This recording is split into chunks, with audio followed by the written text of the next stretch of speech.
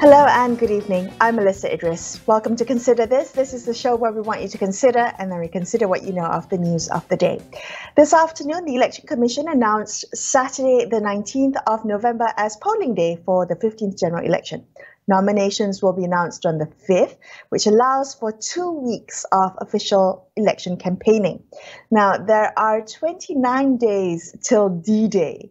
Has the EC done enough to ensure that every Malaysian can cast their vote? My guest tonight is Thomas Fan. He's the chairperson of Bersih 2.0. Thomas, dates finally been revealed, but what has not been revealed has been the Election Commission's contingency flood plan. What they're going to be doing if there are floods during the elections. What are your particular concerns about on this front, Thomas? What challenges do you foresee if the EC doesn't come up with a comprehensive contingency plan soon? Thank you, Melissa, for having me.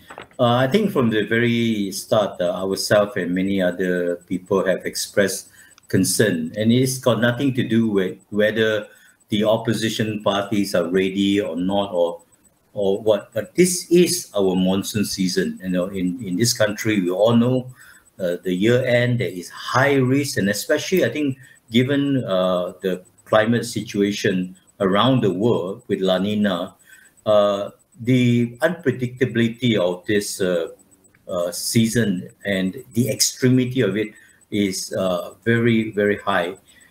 So we have been calling the EC. We issued a statement yesterday for the EC and NADMA, the National Disaster Management Agency, to publish their standard operating procedure or SOP on voting amidst floods. That is undi banjir. Now the EC has a responsibility. I think number one, to ensure that all voters who want to vote are able to come out and vote safely. That is their number one responsibility. And I think during a flood season, especially the one that is coming up, the NADMA probably already work out some sort of plan to bring relief and to manage the disaster that may be coming. So we hope that the EC is already talking to them. And if not, they should talk to them and also publish and let us know, the voters, what are some of the contingency plan. Now, what could happen? Of course, different places could have different degree of problem. I must say that I do hope that the 19th of November will be a perfect day, you know, a bright sunny day, so that as many people as who wants to come and vote can come out and vote. But we have to be ready that if there are flooding in certain area, what are some of the red lines that need to be crossed, where the EC then will put into place certain contingency plan. For example, extending the voting hours if things are just heavy rain, or even considering postponing or extending another day of polling if that area is mildly flooded. But our main concern is if there is widespread flooding in a large area, for example, a whole state like Kelantan that is known for major flooding. But, you know, flooding is not confined to the East Coast nowadays. You know, we just had Langkawi heavily flooded the other day, and last year was Selangor. But let's say Kelantan for this election was overwhelmed with heavy flood, and there is no way people could come out and vote. But the rest of the country are fine. So the danger of that is that you're going to have a situation where the early results or unofficial result of the rest of the country are known, but it depends on the postponed voting of Kelantan. And if the race is close and it depends on, say, 5 seats for a coalition to win government, then it may affect the voting pattern of the people of Kelantan when they eventually vote. So in that case, I would say that probably the whole election, if that is happening, should be suspended to a later date. Yeah. I was just wondering also about, concerns over the transportation of ballots to counting centres, whether that might have an impact on the legitimacy or the validity of the results of counting. All of those things in the event of floods need to be communicated by the EC. Exactly. I think a lot of people, perhaps they do not understand the electoral process. The ballots boxes, the yellow boxes that are ferried to the tally center has already been counted.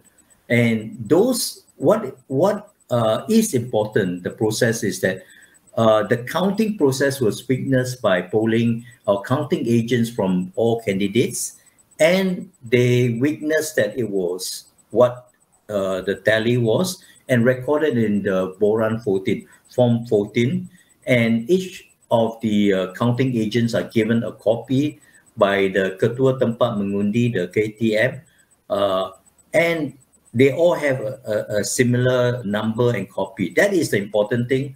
The ballots are transported as a process to the tally center, so that if there is a very close count and a recount is needed, then they can be opened up to recount. But yes, the transportation of the yellow ballot boxes will be a process that the EC need to think carefully about, especially in states like Sarawak, where they have to cross rivers, so they probably have to get helicopters on standby. Whether if they need it or not, they have to be on standby, and that will be additional cost to the EC. Okay. Oh, I have a couple of minutes left with you, Thomas, and I do want to ask about Dr. Mahathir's suggestion to the Election Commission that mobile phones should be banned inside polling centres. His argument is that voters can take a photo of their ballot of proof of which party they voted for, and this can be used in exchange for a kickback from that party. I'm just wondering, does this suggestion make sense to Bersih? It does make sense, because I think vote buying has unfortunately always been part of our election culture, where money are given in exchange for votes. And one of the methods to confirm that a person has voted for a particular party is that they use their mobile phone to take a snap behind the voting station, and then when they come out, show that they are marked, and they're given whatever 100 ringgit or a few hundred ringgit for that. So I think a simple process will be that as we get ready to enter the saluran, the stream, we leave our phone with the policeman in a box.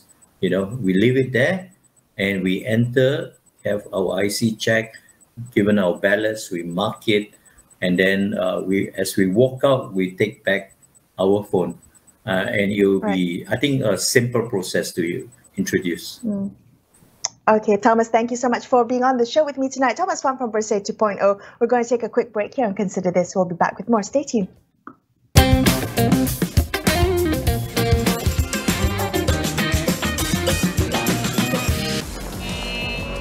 This is the digitalization race. And the Maxis Right expertise team is going on full speed, powered by a scalable enterprise-grade fixed network, utilizing the right network, solutions, and insights. Also, businesses can focus on staying ahead of the race. What a win in digital resilience. It takes the right team with the right capabilities to future-proof your business.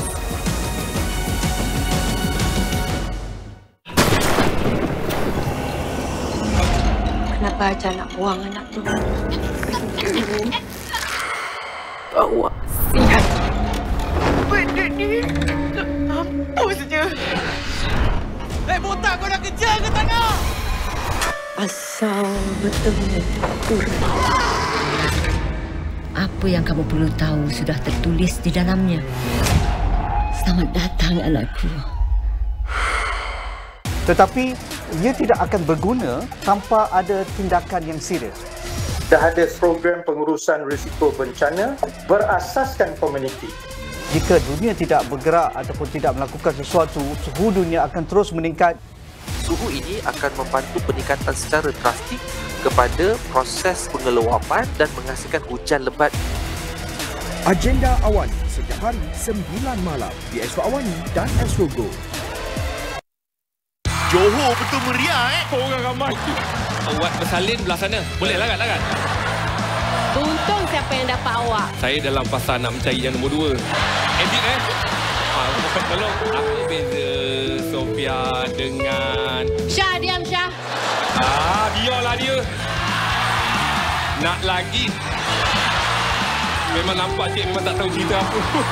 Sepatu Reunion Live Tour di Astro Warna dan Astro Go.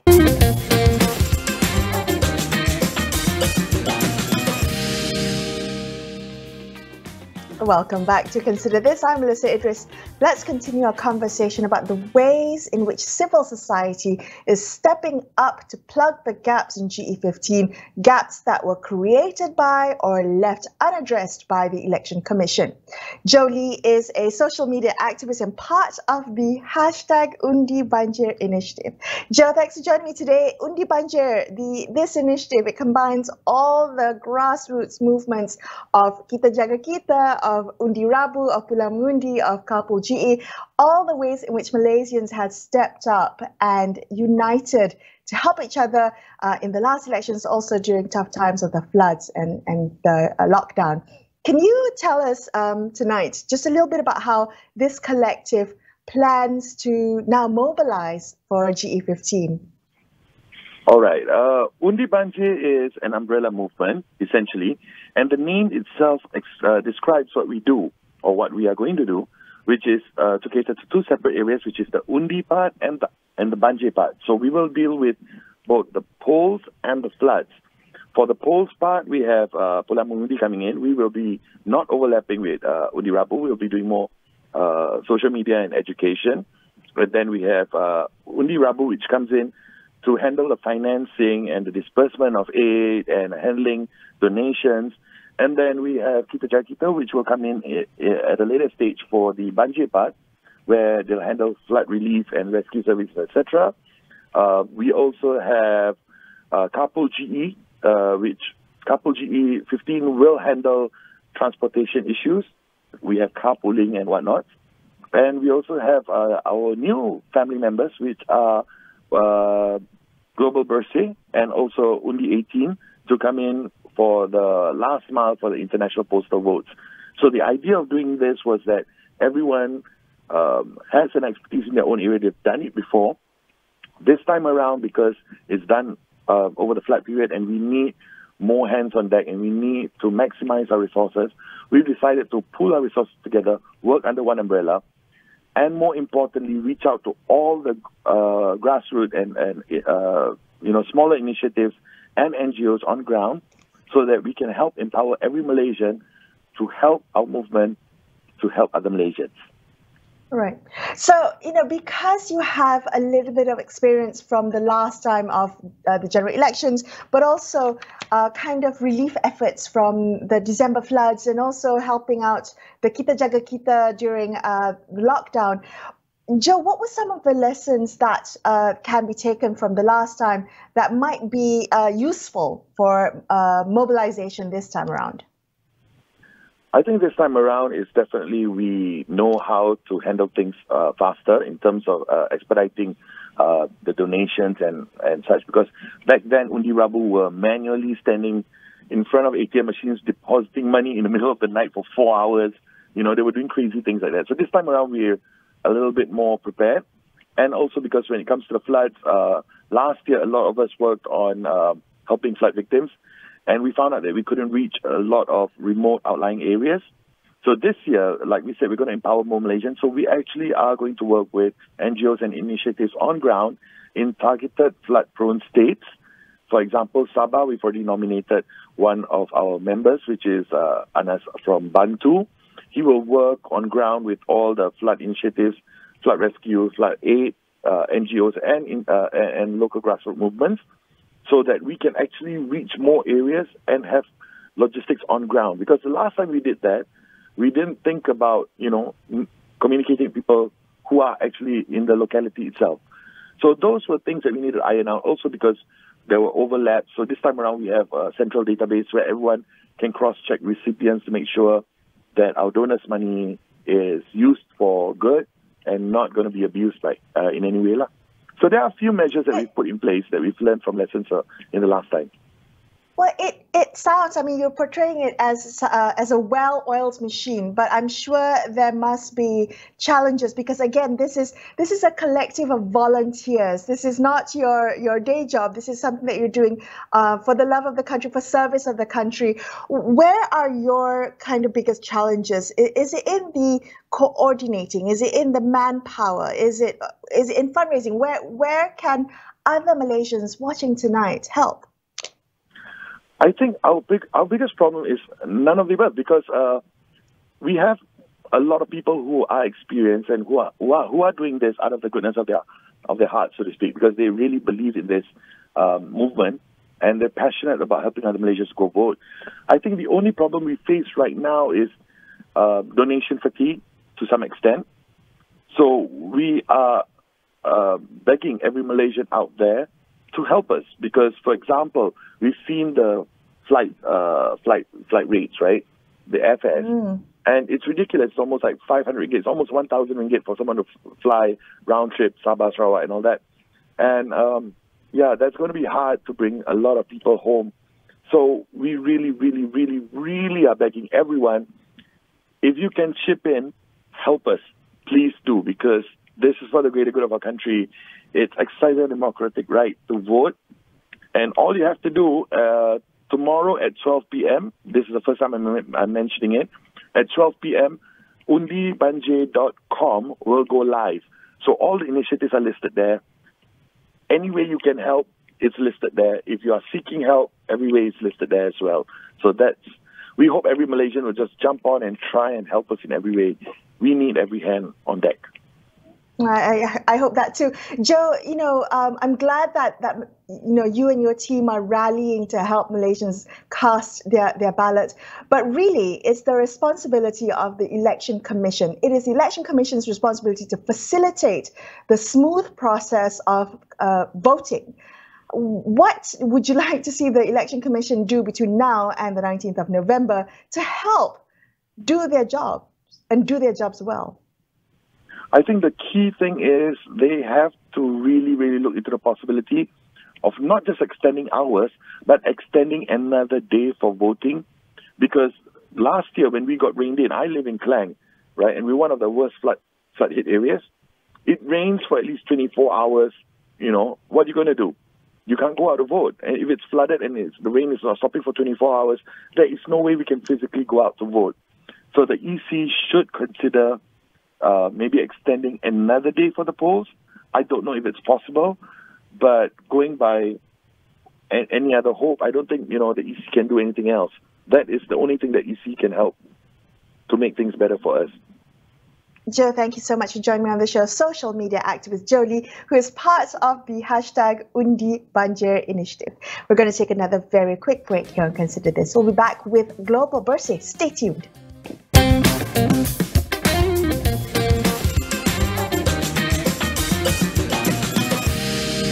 Dalam membawa setiap berita, semestinya yang penting adalah untuk membawa pelbagai sudut sesuatu cerita itu. Yang pastinya suara akar undi, terutamanya suara rakyat, harus diberi ruang. Kami di Astro AWANI sentiasa komited dan juga bertanggungjawab dalam menyampaikan berita yang seimbang, konstruktif, terutamanya kepada seluruh rakyat Malaysia. Saya Jasmine Abu Bakar. Dan saya Ihsan Yahya. Pastikan AWANI 745 dan Sinar AWANI menjadi pilihan utama anda.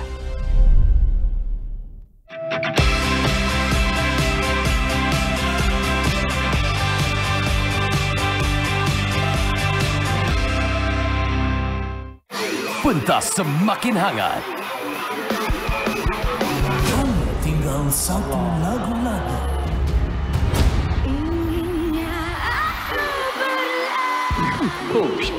Sukses buat kamu. Campara dan kejutan. Semua ada. You throw everything very true. Berada di zon selamat. Gegar Vaganza di Astro Ria dan Astro Go. Kenapa Aca nak buang anak tu? Bawa sihat. Benda ni apa saja? botak kau nak kerja ke tak nak? Asal bertemu kurang. Apa yang kamu perlu tahu sudah tertulis di dalamnya. Selamat datang, anakku. For a wrap-up on the latest stories of the day, catch us on AWANI tonight, 9:45 p.m. Monday to Friday on Channel 501. And if you're on the move, catch us on astroawani.com, the AWANI app, or all our main social media platforms.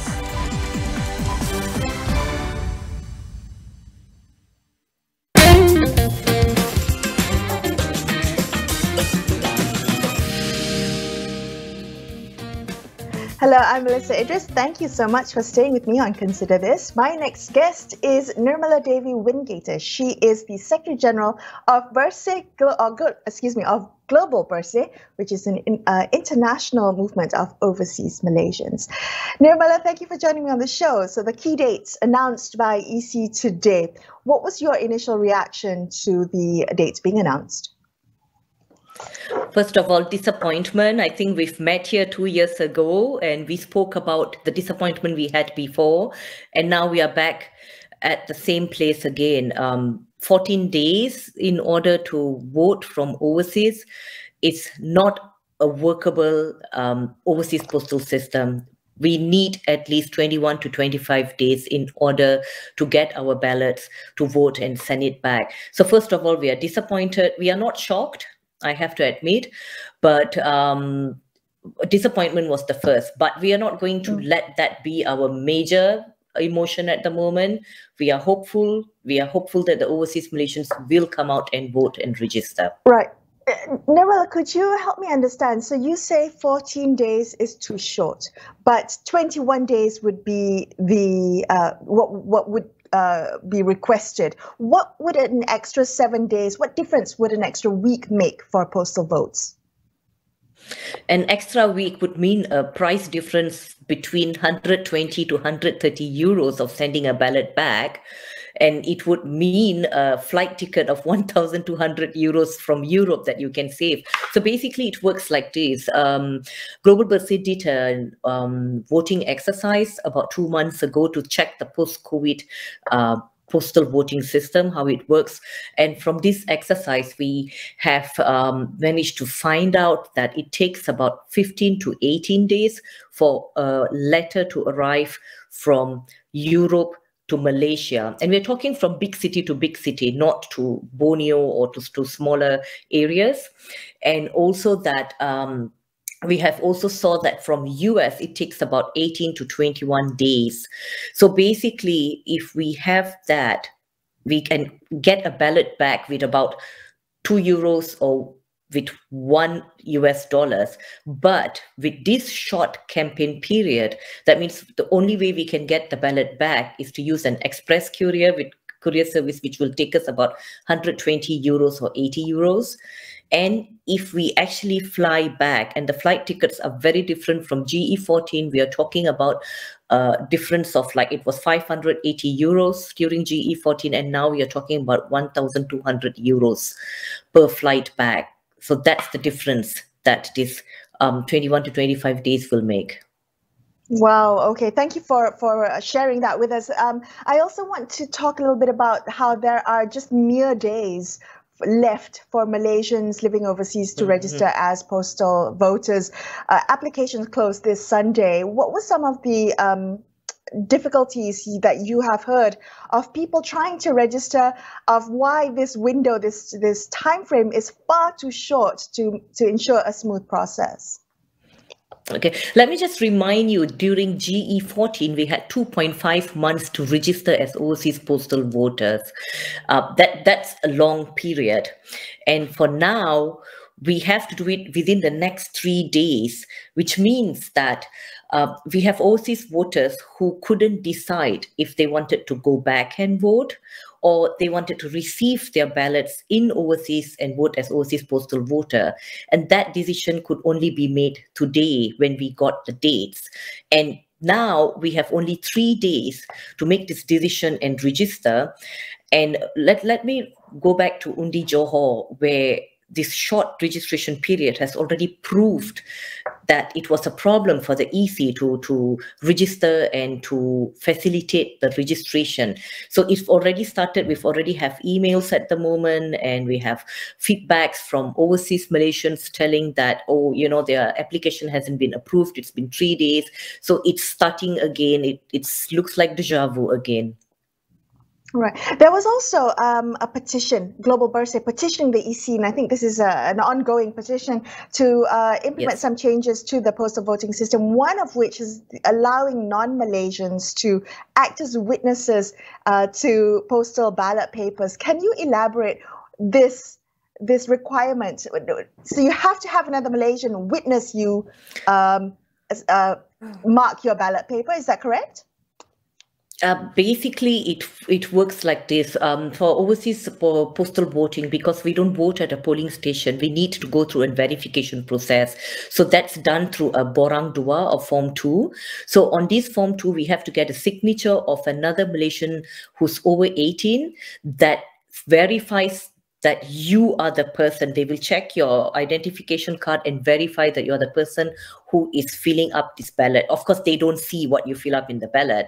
So basically, this sounds like a very simple process, but during GE15, lots of Malaysians in overseas who don't live in bigger cities had problems with that. And in order to overcome this problem, Global Bersih has come up with this Jom Cari Saksi campaign or initiative. And what we are trying to do is we're trying to connect people on we have a FB group that we have created also.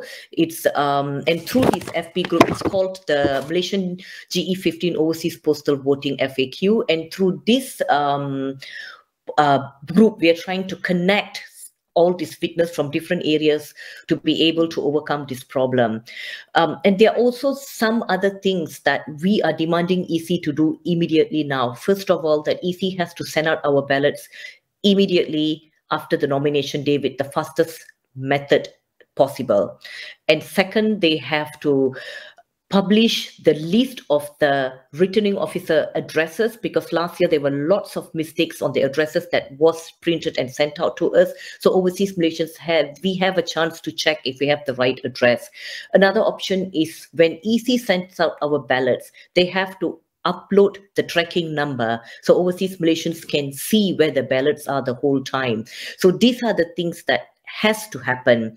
And that's why we are trying to have this petition, because we were going for longer campaign period.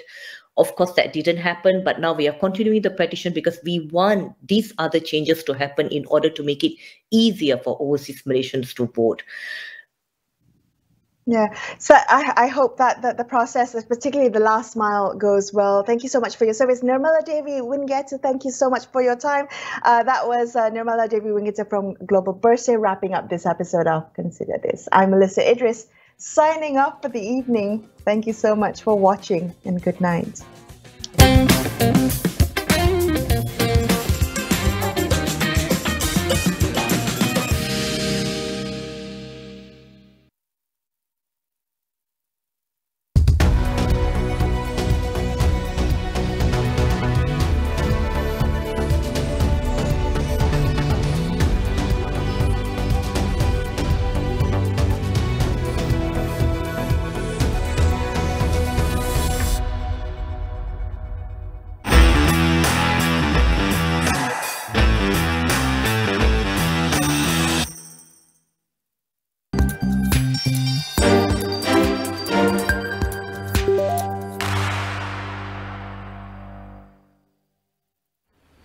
Welcome back. This is a special episode of Notepad done at the Malaysian Square at Battersea Power Station.